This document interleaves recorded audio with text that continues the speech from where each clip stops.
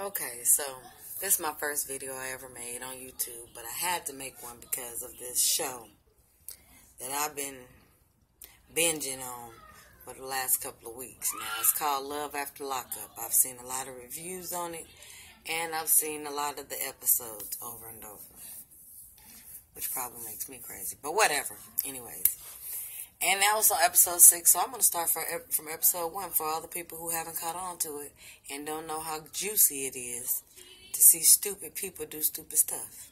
So, there's like these 3 or 5 couples who like met each other in prison, and 3 of the couples actually, their partner gets out of prison, and then they just basically show a narrative after every couple of weeks or days or whatever, what's going on.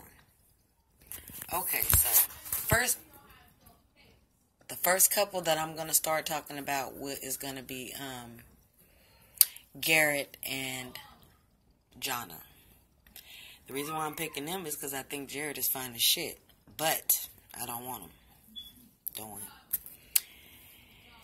The thing about Jared is he has been there for 16 years, and so when you do 6 years in prison at 16 years old, when you get out, you are exactly 17, okay? So this woman has changed her whole life for him, bought a house. She was down, okay? All the way down. And he's really kind of like, oh, well, I need my freedom, and, you know, whatever. He did get a job. And it was, that's good. He got a job when he got out. But he went and got a car, which she doesn't like that, which I thought was weird, because wouldn't you want him to be making progress? But I think it's more of a prison mentality. She wants to keep up with him better, you know. Now, when I first seen Jonna and the way she acted with him and the way she cried when she lost his papers, I was thinking like, oh, she's going to be a pushover. She's going to let him do whatever he wants. He's going to play the hell out of her. Well, yeah, no. Jonna's fucking nuts, okay? Yeah, it's just plain out crazy. She's telling him now, she's like, I'm not going to put up with it. I think it's more of her daddy's telling her that stuff, because she don't seem that bright, and she's very, you change her mind very easy. Seems like it. I don't know. But what I do know is that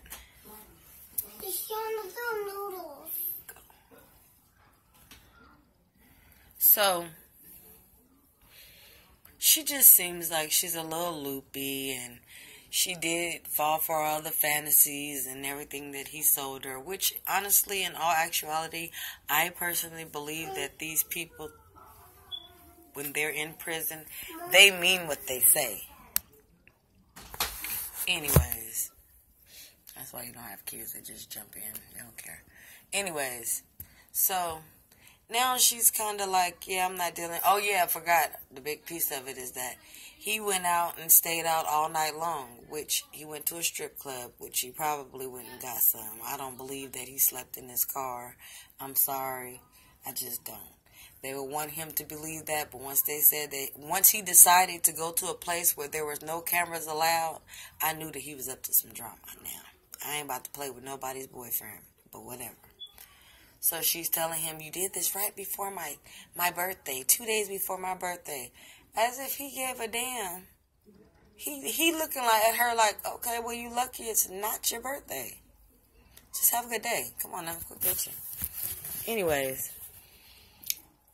The next couple is Andrea. Whatever. The girl who is with Lamar. Lamar did 18 years in prison. She met him 6 years ago, and she is so madly in love with him. And it's so weird and disturbing how she acts with him. Like, stop already. Do you know these cameras are watching you? Like, you want to get kicked out of the church? Is that what you're trying to do? Because if that's what you're trying to do, good job. You're acing that. But They go to this whole hotel room. She also says, yeah, I'm going to please him in every other way except sex. So what that's supposed to mean? What's every other way besides sex? I don't get where you can do anything that's sexual without sex. You got to give them oral sex. What is that called? Anal sex? Vaginal sex? You doing some type of sex. Either way is bad. I don't even want to talk about it no more because she's stupid. Then she turned around. Next day she goes to this meeting with his family and she takes them to this weird, nice place that had the little wine glasses and everybody, and she keeps saying, I don't drink, but I keep seeing her with a half glass of pink stuff. I'm not sure what that's about, but she's such a liar, I would never believe anything she says anyways. She goes in, the daughter calls and says, I want to come see you. I didn't even hear the mom, but obviously she heard the mom say, I'll be there too. I gotta go send her some money, cause she in the hospital and the hospital, you gotta pay in Utah to go to the hospital. And where you gonna send it at? You ain't from here. You don't know nothing about LA. Where is you going? Why is you going there? Why do you need to send it to her? Lamar's stupid too. Because I would have asked about 50 questions. Like, for real, you not finna make me look stupid over here. You finna sit your ass right here. Like you been doing for the whole time, jumping in our conversations while we trying to reminisce. And your ass finna sit here. You can send her that money. We can both go send that money once my daughter get here. But he was a gentleman. He told her, okay, it's your baby. Go ahead. Take care of your baby. I don't know how long she was gone because it was dark time when she got back. So, or she didn't come back. He had to go find her. And his friend D-Lo was not he was not here for it. He told him, if that's what it's about, then that ain't cool. Now we looking for her and shit. Because he didn't want to look for her ass. I ain't got time for her. He don't even know her. So, after that, I guess she's telling her good girlfriend, yeah, he was all in my face and he was calling me these dirty names, making me feel bad about myself, and and then her stupid friend, who clearly doesn't own a comb or a mirror, goes, did you stay? She said no. She goes, high five, or right on, good for you. Didn't they say she was a 40-year-old virgin? Ain't that the last person you want to get a relationship advice from? Maybe you should hook her up with an inmate before she turned 40. Oh, gosh. She's like... So then that was the worst advice I could hear. I can understand you trying to be smart, but you first have to be in a relationship to know how to fix one, right? And I hate for single people. And I'm not even trying to say single people. I mean people who... No, just single people. I hate when single people try to give out relationship advice. Even if you're divorced. The only advice you can give me on how to get divorced and how to stay single. You can't tell me how to fix my marriage. You can't tell me what's going to be better for my marriage. You can't tell me any of that. And if you ain't never been married, you definitely shouldn't try. I don't listen anyway, so who cares? I just don't. Okay, anyways, back to the subject.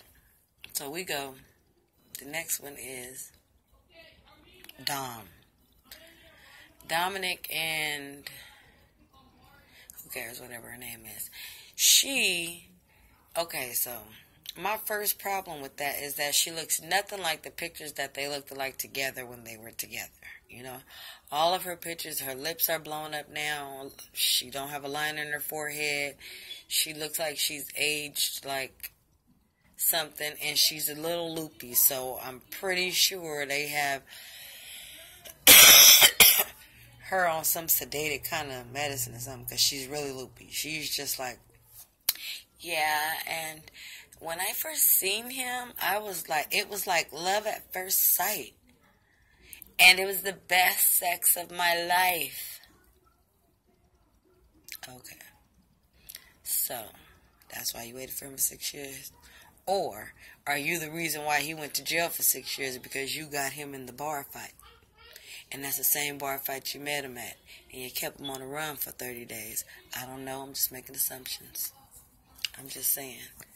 If I knew you for 30 days, God forgive me, but if I knew you for 30 days and we were talking for 30 days and you went to jail and you got 6 years, I will holler when you get out. Okay? We won't be writing no letters.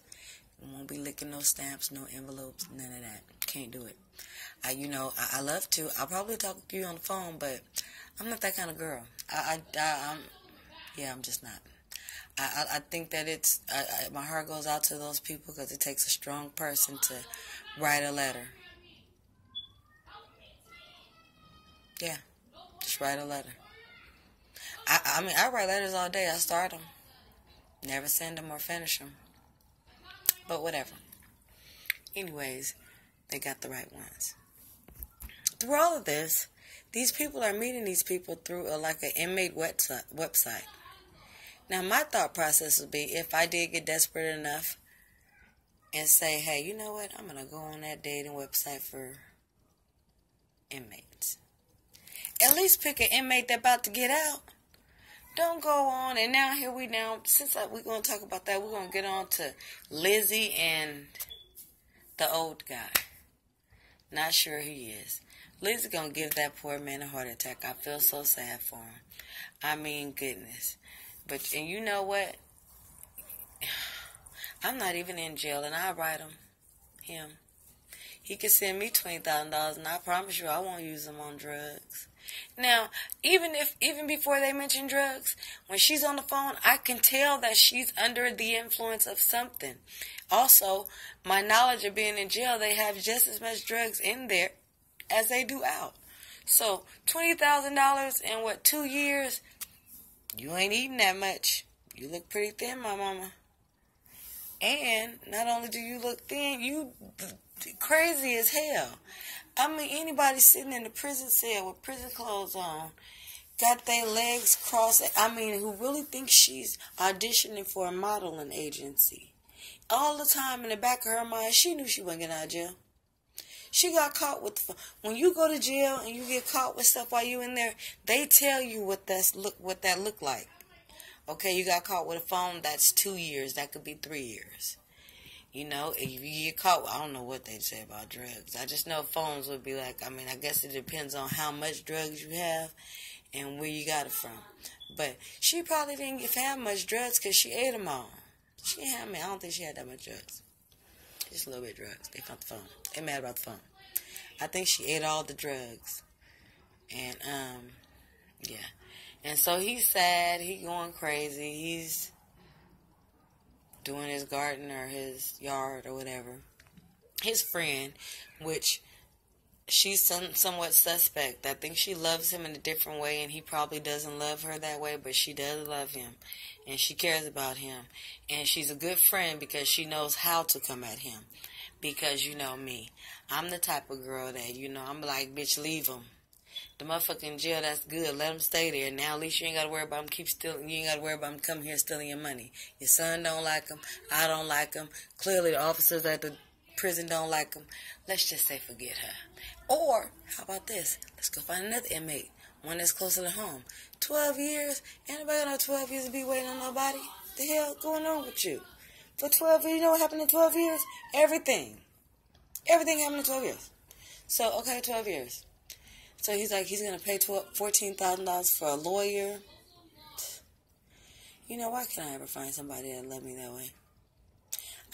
Not in the way to send me money for drugs, but just to send me money and pay for a lawyer and get so hurt that they do their yard. I just want that for myself. I don't want prison for myself, but I want a man like that. Anywho. I'm sorry. The last one is Angela. Poor Angela. There's beauty in everybody. And there are some things that I know about.